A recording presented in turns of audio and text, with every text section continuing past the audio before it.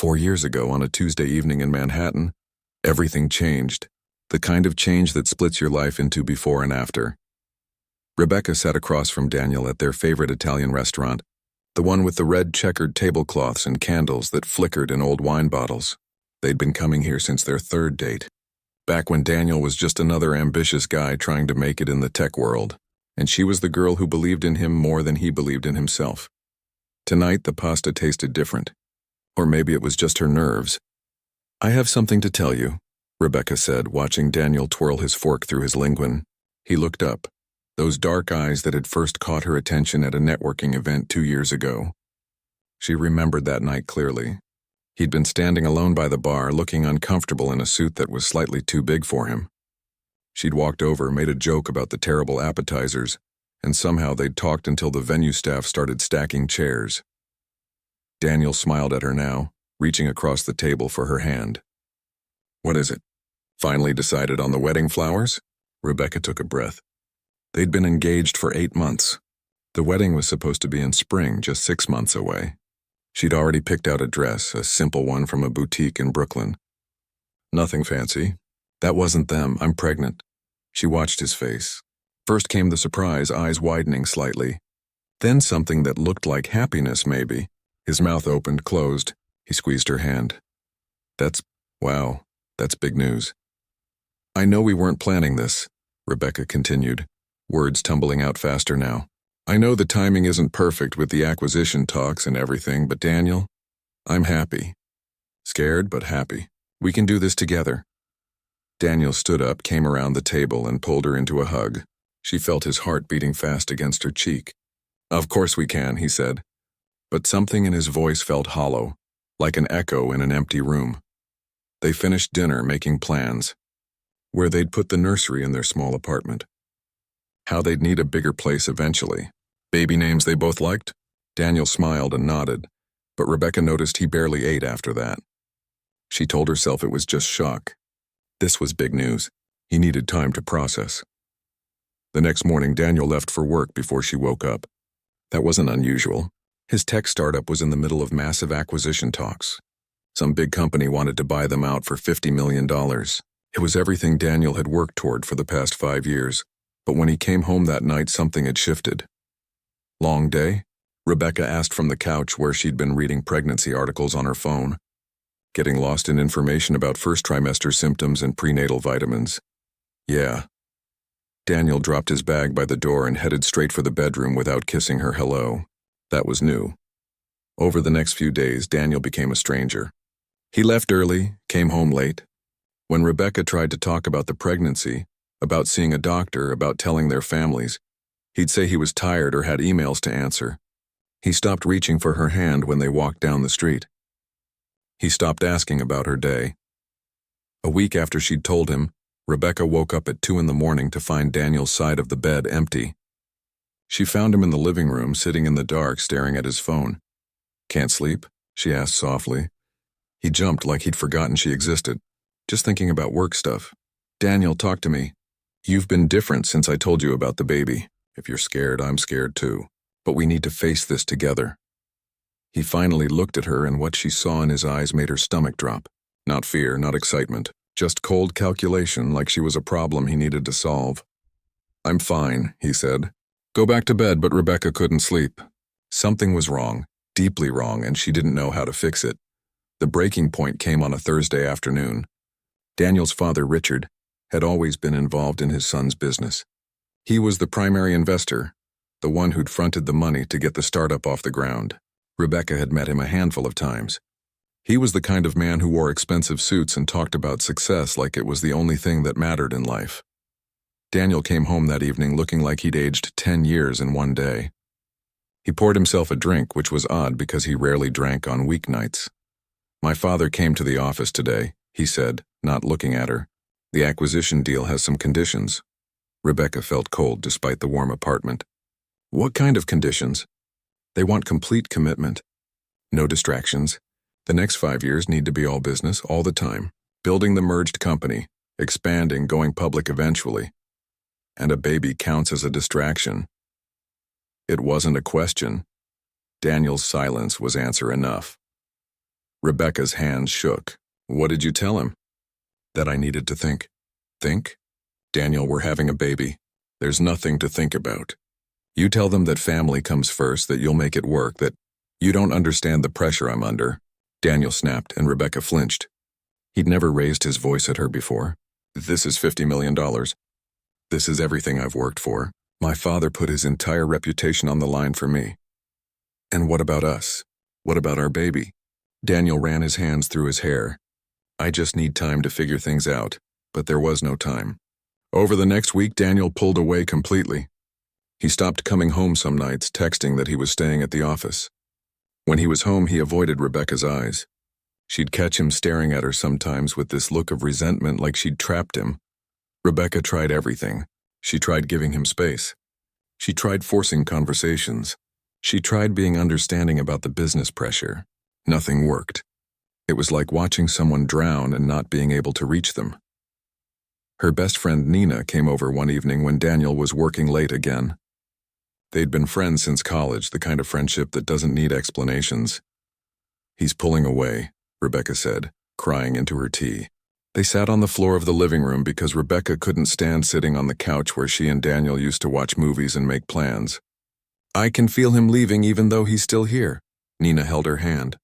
Have you thought about what you'll do if he actually leaves? He won't, Rebecca said automatically. He proposed to me. He said he wanted forever. This is just cold feet. The pregnancy scared him, but he'll come around. But Nina's expression said she wasn't so sure. 2 weeks after the restaurant, after Rebecca had told Daniel about the baby, she came home from work on a Friday afternoon. Her boss had let her leave early because she'd been nauseous all morning, though she'd tried to hide it. The pregnancy was still her secret at work. She wanted to wait until the end of the first trimester before making any announcements. The apartment felt wrong the moment she walked in. Too quiet, too empty. Then she saw it. An envelope on the kitchen counter, her name written in Daniel's handwriting. Her hands trembled so badly she could barely open it. The letter was typed, like he couldn't even give her the intimacy of handwriting for this moment. Rebecca, I've done a lot of thinking over the past 2 weeks. I'm not ready to be a father. This isn't the life I envisioned for myself right now. The acquisition is moving forward, and I need to focus on that completely. I can't be the partner you need or the father this baby deserves. I think it's better to end this now rather than drag it out. I'm sorry. The engagement ring is in the drawer. I've moved my things out, Daniel, that was it. No explanation. No phone number where she could reach him. No forwarding address. Just sorry. Rebecca read it 3 times, waiting for different words to appear, waiting to wake up from this nightmare. But the words stayed the same. She walked through the apartment in a daze. Half the closet was empty. His toothbrush was gone from the bathroom. The photo of them from their trip to Cape Cod last summer, the one that had sat on the bookshelf, was gone. He'd erased himself from her life in the time it took her to work a single day. Rebecca found the ring in the drawer, exactly where he'd said. The simple gold band with the small diamond he'd saved for months to buy. She remembered when he proposed on a random Wednesday evening in their apartment. Nothing fancy, just him nervous and hopeful, asking if she'd spend her life with him. She'd said yes without hesitation. Now she held the ring and wondered how that moment had led to this one. Rebecca tried calling him. The phone rang once, then went straight to a message saying the number was no longer in service. He'd changed his number. Actually changed his number to avoid talking to her. She called his office. His assistant, a young woman named Kelly who Rebecca had met at the company Christmas party, sounded uncomfortable. I'm sorry, Rebecca. Daniel isn't available. When will he be available? It's important, a pause. He's left instructions that he's not to be disturbed. For any reason. He suggested that anyone trying to reach him should, move on. Move on. Like 2 years of a relationship and an engagement and a baby on the way could just be moved on from. Can you at least tell him I called, please? I'm really sorry, Kelly said, and she actually did sound sorry. I can't help you. The line went dead. Rebecca sat on the kitchen floor, still in her work clothes, holding a letter that destroyed her future in under 200 words. The apartment that had been their home now felt like a tomb. Every corner held a memory. The couch where they'd fallen asleep watching movies. The kitchen where Daniel would make terrible pancakes on Sunday mornings. The bedroom where they'd talked about their future, where a baby had been made. She didn't cry at first. The shock was too big for tears. She just sat there as the sun set outside the windows, as the apartment grew dark around her. Sat there holding her stomach where a tiny life was growing, a life that would never know its father. Nina found her there hours later. Rebecca had texted her a single word: gone. Nina had a key for emergencies, and apparently this qualified. She took one look at Rebecca on the floor, at the letter crumpled beside her, and understood everything. He left, Rebecca said, and finally the tears came, great gulping sobs that made her whole body shake. He just left. He changed his number. He told his office to turn me away. Like I'm nothing. Like we're nothing. Nina sat down on the floor beside her, pulled her close, and let her cry. There were no words that could make this better. No platitudes that would ease this pain. So Nina just held her while Rebecca grieved for the future she'd lost, for the man she'd thought Daniel was, for the family that would never be. What am I going to do? Rebecca whispered when she could finally speak again. I'm pregnant and alone, and I don't know how to do this. Nina's voice was fierce. You're going to survive this. You're going to be the best mother that baby has ever seen, and that coward who walked away is going to regret this for the rest of his life. Rebecca wanted to believe her, but sitting on that cold kitchen floor, her whole world in pieces around her, she couldn't imagine how she'd ever put herself back together. The engagement ring sat in her palm, catching the dim light from the street lamps outside. Such a small thing to represent such big promises, promises that turned out to be as fragile as glass. Rebecca closed her fist around it, feeling the metal dig into her skin. Tomorrow she'd have to figure out how to move forward. Tomorrow she'd have to make plans, find a new place to live since this apartment was Daniel's rental, tell her family, figure out insurance and doctor appointments and how to do this alone. But tonight, she just sat in the ruins of her old life and let herself break. Because sometimes that's all you can do. Sometimes you have to fall completely apart before you can build yourself back up, stronger than before. She just didn't know yet that she had that strength in her. She would learn it day by day through all the hard months ahead. But right now, on this terrible Thursday evening, she only knew heartbreak and abandonment and fear. The baby inside her kept growing, unaware of the storm raging around it. Unaware that it had already been rejected by the father who should have loved it.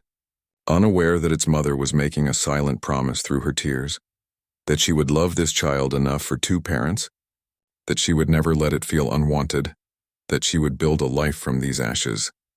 But all of that would come later. Right now there was only pain, and the long dark night ahead, and the question that would haunt Rebecca for months to come. How could love disappear so quickly? How could forever turn into nothing in the space of 2 weeks? She had no answers. Only an empty apartment, a devastating letter, and a future that looked nothing like the one she'd imagined when she'd sat across from Daniel at that restaurant. Candles flickering between them and told him they were going to be parents. The first month after Daniel left was the hardest. Rebecca moved out of his apartment and into Nina's spare bedroom, a small room that barely fit a bed and a dresser. She'd packed her entire life into 6 boxes. It was shocking how little remained when you removed another person from the equation. Nina worked as a graphic designer from home, which meant she was there for the worst moments. The morning sickness that wasn't just in the mornings. The crying jags that came out of nowhere. The nights when Rebecca would wake up reaching for someone who wasn't there. I made you ginger tea, Nina said one morning, finding Rebecca hunched over the toilet for the 3rd time. And I got those crackers the internet says help. Rebecca took the tea with shaking hands. I can't keep doing this to you. I need to find my own place. You're not doing anything to me. You're my best friend. Where else would you be? But Rebecca felt like a burden. She was 28 years old, pregnant and abandoned, living in her friend's spare room. This wasn't how life was supposed to go. She kept working, though. Rebecca was a marketing director at a mid-sized consulting firm, and she was good at it.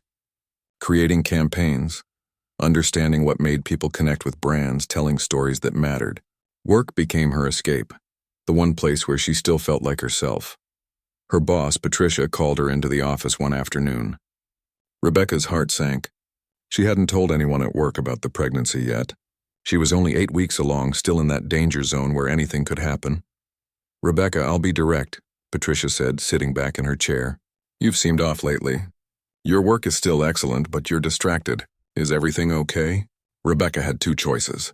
Lie and hope she could hide the pregnancy for a few more months, or tell the truth and face whatever consequences came. She chose truth. I'm pregnant, Rebecca said, and the father left. I'm doing this alone. Patricia's expression shifted from concern to something softer. How far along? 8 weeks. And you're still hitting all your deadlines, managing 3 major accounts and mentoring the new hire. Patricia shook her head. Rebecca, take the afternoon off. Take tomorrow too. Figure out what you need. But know this, you have a job here for as long as you want it. We don't abandon our people, Rebecca cried in the bathroom after that meeting. Not sad tears, grateful ones. Because in a world that had felt so cruel, here was unexpected kindness. The pregnancy got harder. By week 12, Rebecca couldn't button her pants anymore. By week 16, she felt the first flutters of movement, like butterflies trapped under her skin. She went to every doctor's appointment alone, filling out forms that asked for the father's medical history with blank spaces. Dr. Walsh was a kind woman in her 50s who never asked questions that didn't matter. She focused on Rebecca's health, the baby's health, and nothing else. Blood pressure looks good, Dr. Walsh said during the 20-week anatomy scan. Everything is measuring right on track. Want to know the gender? Yes, Rebecca said, gripping the edges of the exam table. This felt like a moment she should be sharing with someone. But the only person in the room was Nina, holding her hand. Dr. Walsh moved the ultrasound wand across Rebecca's growing belly, pausing, checking something, moving again. Her eyebrows went up. Well, she said slowly. This is interesting. Rebecca's heart stopped. What, is something wrong? Nothing's wrong. But Rebecca, you're having twins, the room tilted. What? Twins, 2 babies. Look right here and here. 2 healthy heartbeats. 2 perfect babies, Nina gasped. Oh my God. Rebecca stared at the screen where 2 tiny humans were floating in darkness, completely unaware that they'd just doubled their mother's panic. Twins. She was going to have twins. Alone. Both boys, Dr. Walsh added, smiling. Congratulations. Rebecca should have been happy. Twins were a blessing, people said. Double the love. But all she could think was double the diapers, double the daycare costs, double the sleepless nights. How was she supposed to do this alone? That night she lay in Nina's spare room, hands on her belly, feeling 2 separate sets of movements. One baby kicked high near her ribs. The other rolled low like he was doing somersaults. Hi, she whispered into the darkness. I'm your mom, and I'm terrified. But I promise you something. You're going to be loved. You're never going to feel like you weren't wanted. I don't know how I'm going to do this, but I will. I promise. It felt like making a vow to the universe. And maybe it was. Rebecca decided to try reaching Daniel one more time. She told herself it wasn't for her. It was for the babies. They deserved to have their father know they existed. So she called his office again. Kelly, the assistant, recognized her voice. Rebecca, I'm sorry, but I've been told. Just tell him I'm having twins, Rebecca interrupted. That's all. Just tell him. He deserves to know, a long pause. I'll make sure he gets the message, but Daniel never called. Never sent a message. Never acknowledged that somewhere in the world, 2 babies who shared his DNA were growing inside the woman he'd promised forever to. That silence hurt worse than the original abandonment. It was one thing to run from an unexpected pregnancy. It was another to know about twins, to know about your own children and still choose nothing. Rebecca stopped waiting for him to care. She had too much else to do. She found a small 1-bedroom apartment in Brooklyn, affordable because it was on the 4th floor of a walk-up with no elevator. Nina helped her move, both of them hauling boxes up narrow stairs while Rebecca was 6 months pregnant. This is insane, Nina panted, dropping a box of books. You're not carrying anything else up these stairs. I live here. I'll have to do these stairs every day. Not while you're pregnant with twins, you won't. I'm driving you anywhere. Rebecca wanted to argue, but she was too tired. Pregnancy exhaustion was real, especially with twins. By 7 at night, she could barely keep her eyes open. She started her own freelance marketing consultancy from home. It was risky, leaving a stable job while pregnant, but the math made sense. Daycare for twins would cost almost as much as her salary. Working from home meant she could be with her babies and still earn money. Her first client came from an old colleague who'd started his own business. Then another. Word spread that Rebecca Chen knew how to tell authentic stories, how to make brands connect with real people. Within 2 months, she had 5 regular clients and more inquiries than she could handle. "You're amazing, you know that," Nina said, watching Rebecca work from the couch, laptop balanced on her enormous belly. "Building a business while growing 2 humans." "I don't have a choice," Rebecca said. But that wasn't quite true. She had a choice. She was choosing to survive, to thrive even. The babies came early. At 34 weeks, Rebecca woke up at 3 in the morning with her water breaking. Nina drove her to the hospital running 2 red lights and cursing at every slow driver. "You're doing great," Nina kept saying, though her hands were white-knuckled on the steering wheel. "We're almost there." Labor was fast and terrifying. The doctors had warned her that twin pregnancies often meant complications, but both boys came out crying and healthy. Small but healthy. They'd need to stay in the NICU for observation, but they were fighters. "Baby A is 4 pounds 6 ounces, the nurse announced. "Baby B is 4 pounds 8 ounces. Rebecca held them for the first time in the recovery room, one impossibly tiny baby in each arm. They were identical, with wisps of dark hair and eyes that would probably turn brown like Daniel's. But they were hers, completely hers. She named them Tyler and Logan. Tyler for the quiet one who'd kicked high during pregnancy, who now slept peacefully against her chest. Logan for the active one who'd rolled and tumbled, who even now squirmed and fussed. "Hello, my loves," Rebecca whispered. "I'm your mom, and I know I'm enough. I have to be enough for all of us." The next 2 weeks were a blur of NICU visits, learning to pump breast milk and terrifying conversations with doctors about oxygen levels and feeding tubes. Rebecca barely slept. She'd go to the hospital at 6 in the morning and stay until they kicked her out at night. Nina brought her food she didn't eat and coffee she chugged. Her mother flew in from Arizona, took one look at Rebecca and immediately started organizing everything. Her father came too, quieter but solid, the kind of presence that made Rebecca feel less alone. "That boy was a fool," her mother said one night at the hospital, watching Tyler and Logan sleep in their plastic isolates. "But these babies are a blessing. And you're stronger than you think." Rebecca wanted to believe her. Some days she did. Other days she just felt exhausted and overwhelmed and terrified that she wasn't enough. But the babies grew. They got stronger. And finally, after 2 weeks, the doctors said they could go home. Rebecca carried them out of the hospital in car seats that looked comically large for such tiny humans. Nina had installed the car seats, watched 3 YouTube videos to make sure they were secured correctly. Rebecca's parents followed in their rental car, everyone forming this protective convoy around 2 4-pound babies who'd changed everything. The apartment felt different with babies in it. Fuller, louder, terrifying. That first night home, Rebecca sat on the floor between 2 bassinets watching Tyler and Logan sleep. They were on different schedules, which meant someone was always crying. Always hungry, always needing something. She'd read all the books about sleep training and feeding schedules and developmental milestones. None of them prepared her for the reality of keeping 2 humans alive on 3 hours of sleep. But she figured it out. Day by day, hour by hour, sometimes minute by minute, she learned that Tyler liked to be held facing out so he could see the world. Logan preferred to be swaddled tight. Tyler was easier to settle. Logan fought sleep like it was his enemy. Nina came over every day for the first month, helping with laundry and dishes and holding babies so Rebecca could shower. Her parents stayed for 2 weeks before having to go home, her mother leaving lists of instructions and freezer meals. "Call me anytime," her mother said at the airport. "Middle of the night doesn't matter.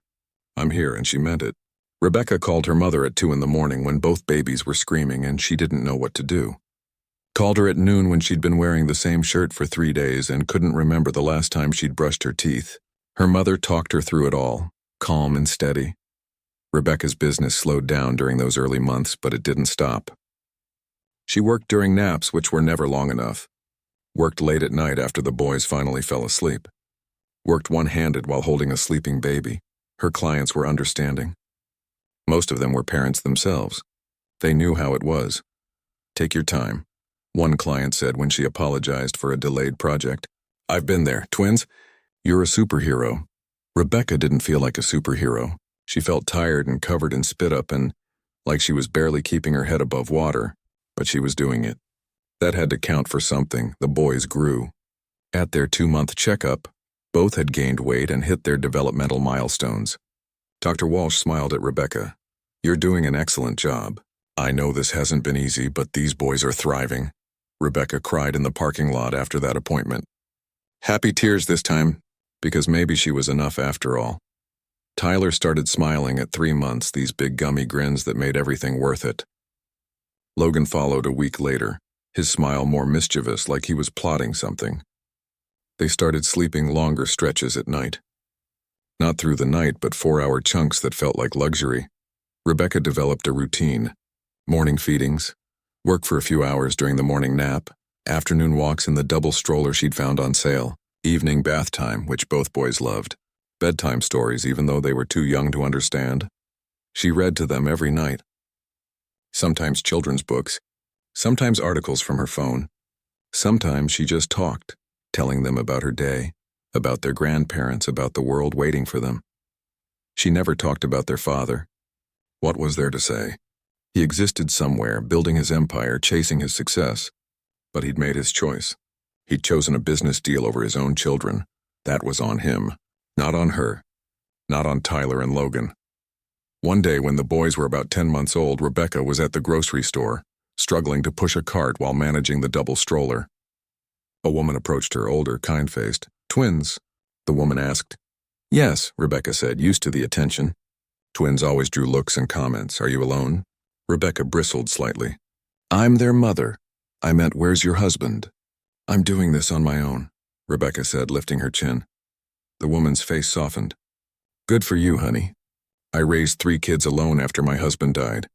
Hardest thing I ever did. But look at me now. They're all grown and successful, and I'm proud. You're going to be just fine." Rebecca watched her walk away, fighting tears in the frozen food aisle, because sometimes that's all you need.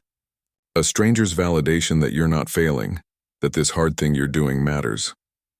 By the time Tyler and Logan turned 1, Rebecca's business was thriving. She'd hired a part-time assistant and was turning down clients because she had too much work. She'd built something from nothing, all while raising twins alone. The boys were walking now, or trying to. Tyler took cautious steps, holding onto furniture. Logan launched himself forward with no fear. Falling and getting back up like falling was just part of the adventure. They were different, these identical boys. Tyler was thoughtful, studying everything before acting. Logan was impulsive, grabbing first and asking questions never. But they were both perfect. Both loved. Both exactly what Rebecca needed, even if she hadn't known it at the time. She looked at photos from when Daniel had just left, when she'd been broken on Nina's floor, and barely recognized that girl. That Rebecca had been devastated and lost. This Rebecca was strong, independent, building a life she was proud of. Did she still have moments of anger? Of wondering why Daniel had thrown away something so beautiful? Of course, sometimes at night, when the boys were asleep and the apartment was quiet, she'd think about what he was missing. First smiles, first words, first steps, all the tiny moments that made up a life, but mostly she just felt grateful. Grateful for Tyler and Logan, for Nina's friendship, for her parents' support, for her own strength that she hadn't known she possessed. One evening, putting the boys to bed, Tyler looked up at her with those dark eyes that looked so much like Daniel's and said, "Mama." It was the first time either boy had said it clearly. Logan, not wanting to be left out, immediately echoed, "Mama." Rebecca scooped them both up, holding them close, breathing in that sweet baby smell that wouldn't last forever. "That's right," she whispered. "I'm your mama, and you two are my whole world." She'd been through hell to get here, been abandoned and broken, terrified, but she'd made it. And these 2 little boys would never know a day when they weren't loved completely. 4 years after Daniel walked away, Rebecca's life looked nothing like she'd imagined back then. But in many ways it was better. It was a Saturday morning in Central Park, one of those perfect spring days when the sun was warm but not hot, and the whole city seemed to wake up happy. Rebecca sat on a bench near the playground, watching Tyler and Logan play on the jungle gym. They were 4 years old now, and identical in the way that confused everyone but her. Tyler was at the top of the slide, carefully checking that no one was coming up behind him before going down. Always cautious, always thinking.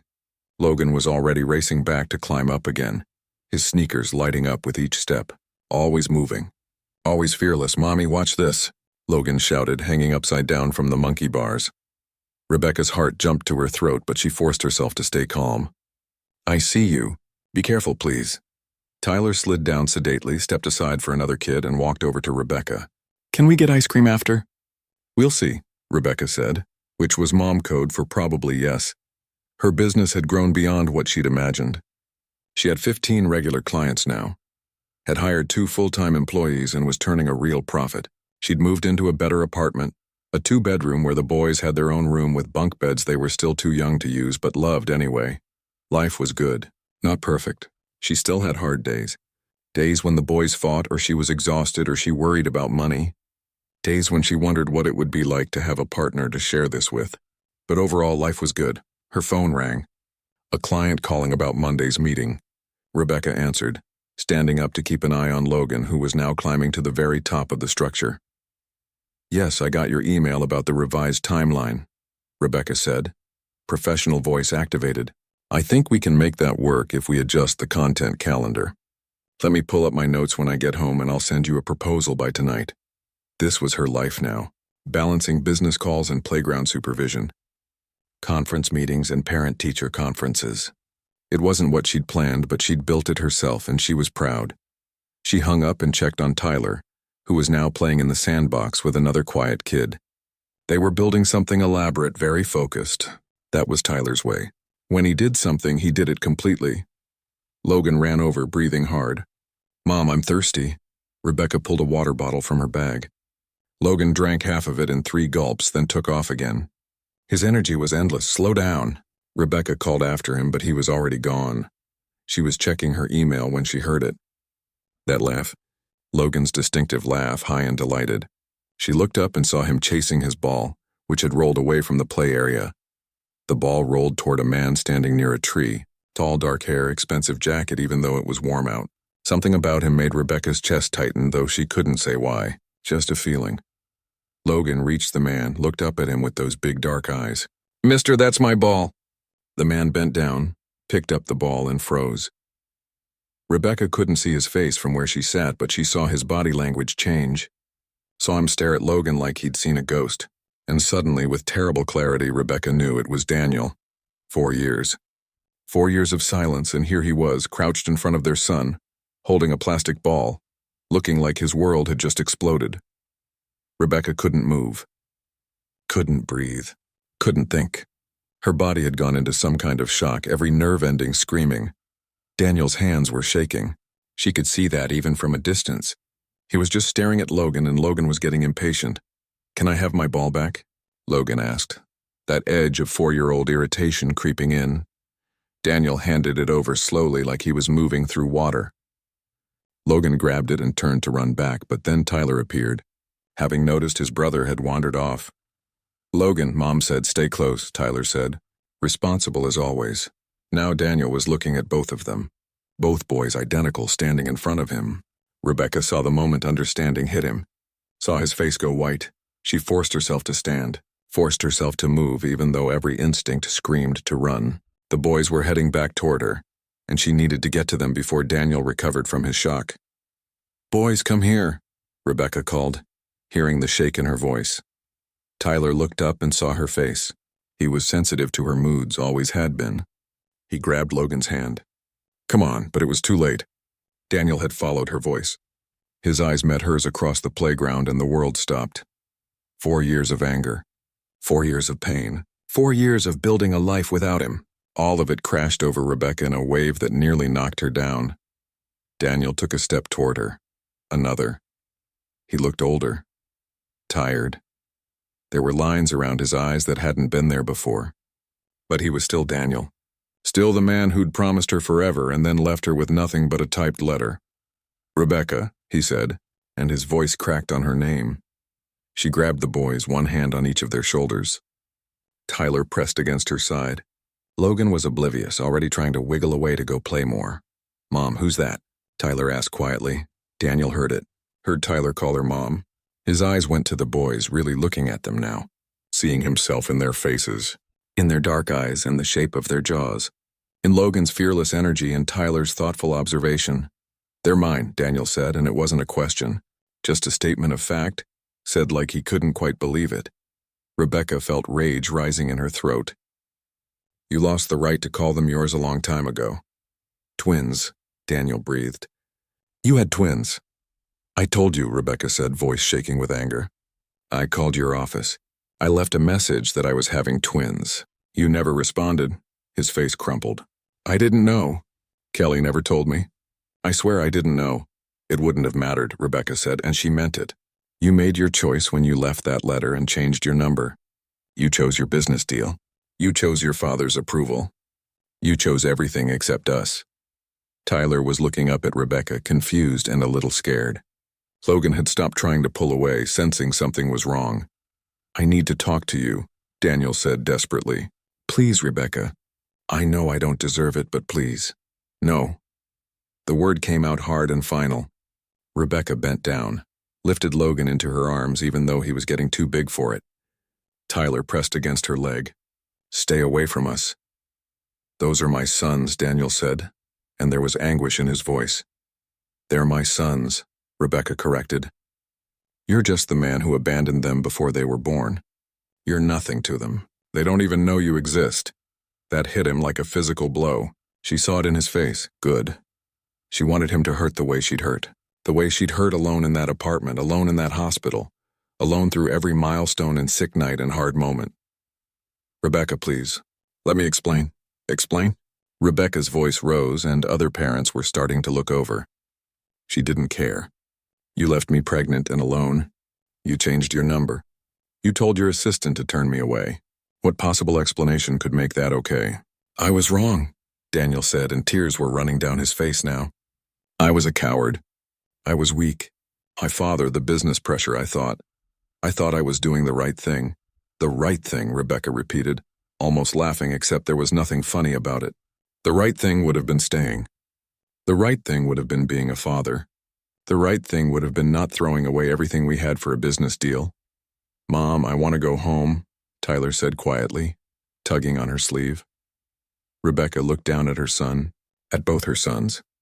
Tyler's worried face, Logan's confused expression. They didn't understand what was happening, but they knew their mother was upset. And they were her priority, not this, not him. "You're right," Rebecca said to Tyler, then to Daniel. "Don't follow us. Don't call. Don't try to find us. We have a life. A good life, and you're not part of it." She turned to walk away, but Daniel called after her. "I see them when I close my eyes now. I see what I gave up. I see everything I lost." Rebecca stopped but didn't turn around. "Then you'll have to live with that. Because we're not your second chance. We're not your redemption story. We're just trying to live our lives without you.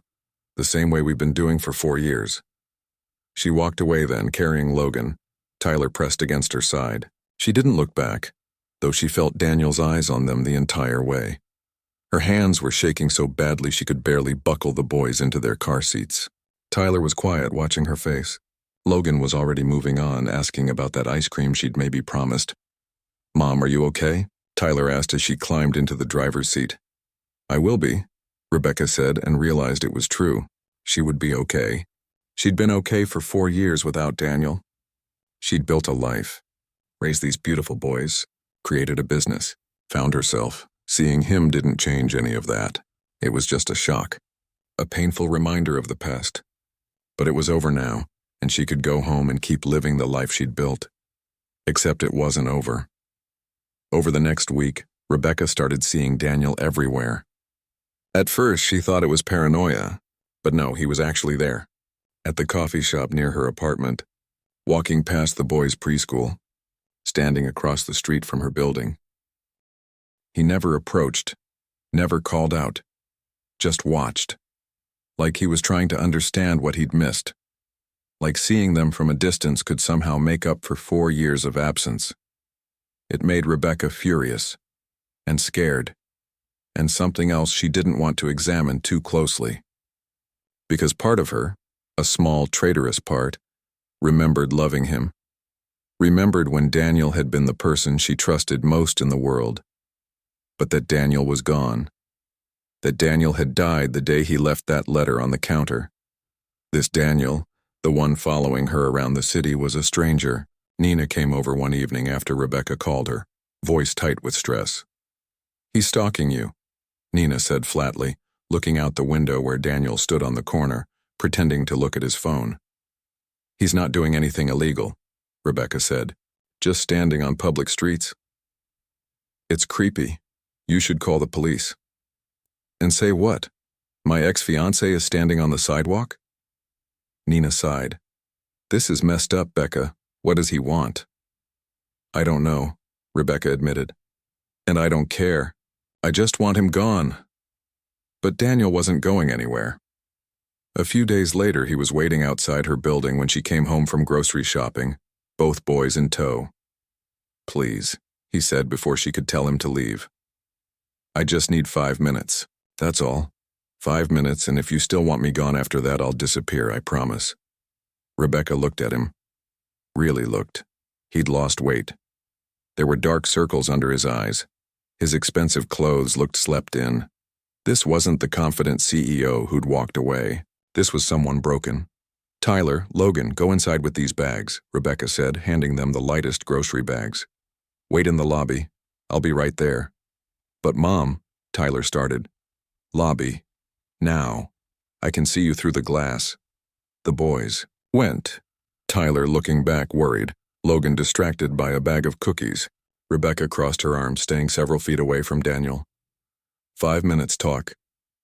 "I didn't know about the twins," Daniel said in a rush. "I know you don't believe me, but it's true. I told Kelly to hold all my messages after I left. I couldn't face talking to anyone, especially you.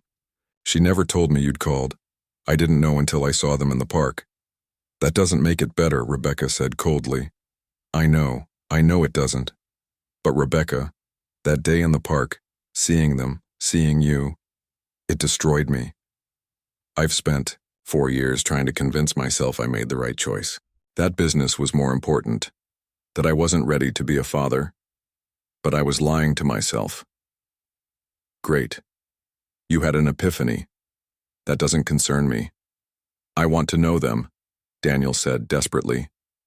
Those boys, our sons. I want to be their father. Rebecca laughed, a harsh sound. You can't be serious. You think you can just show up 4 years later and play daddy? I know I don't deserve it. I know I have no right to ask. But please, Rebecca, they're my sons too. Biologically, Rebecca said. That's it. They don't know you. They don't need you. We have a life that works. You think I'm going to let you disrupt that?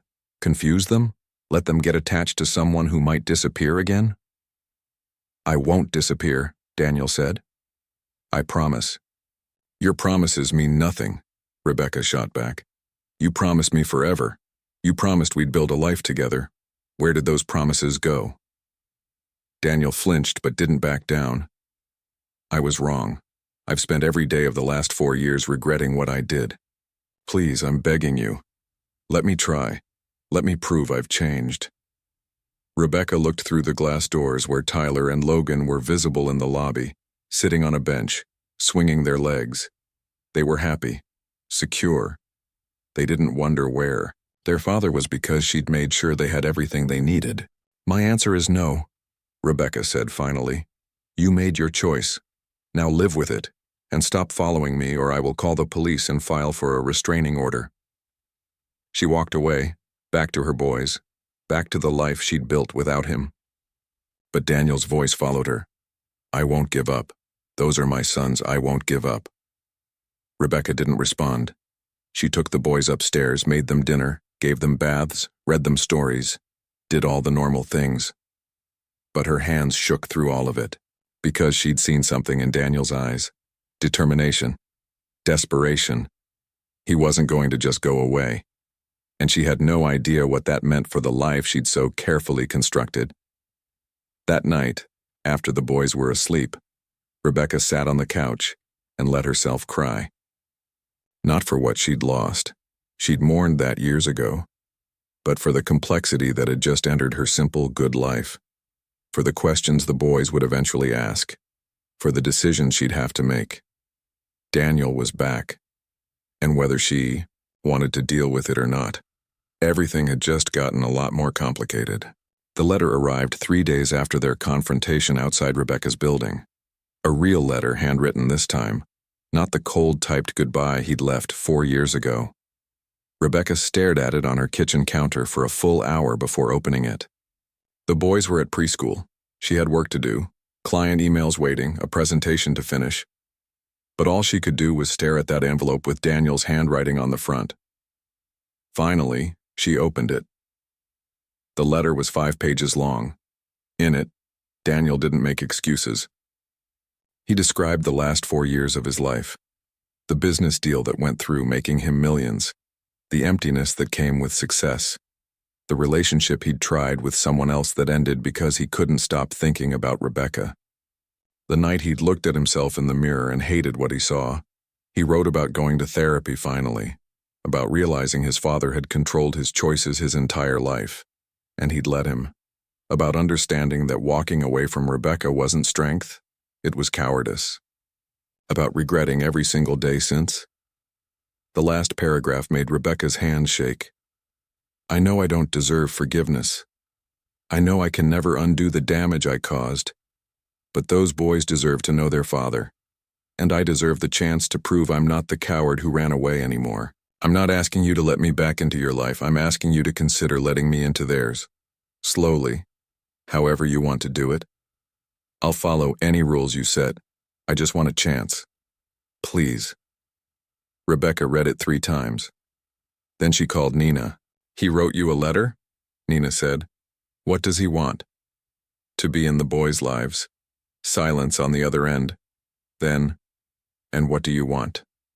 That was the question, wasn't it? What did Rebecca want? If she only thought about herself, the answer was easy. She wanted Daniel gone. She wanted her peaceful life back. She wanted to pretend he didn't exist, the way she'd been doing for 4 years. But she wasn't the only person involved anymore. Tyler and Logan were growing up. They'd start asking questions soon if they hadn't already.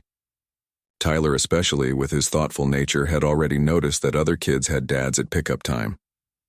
I don't know what I want, Rebecca admitted. Part of me wants to tell him to go away and never come back.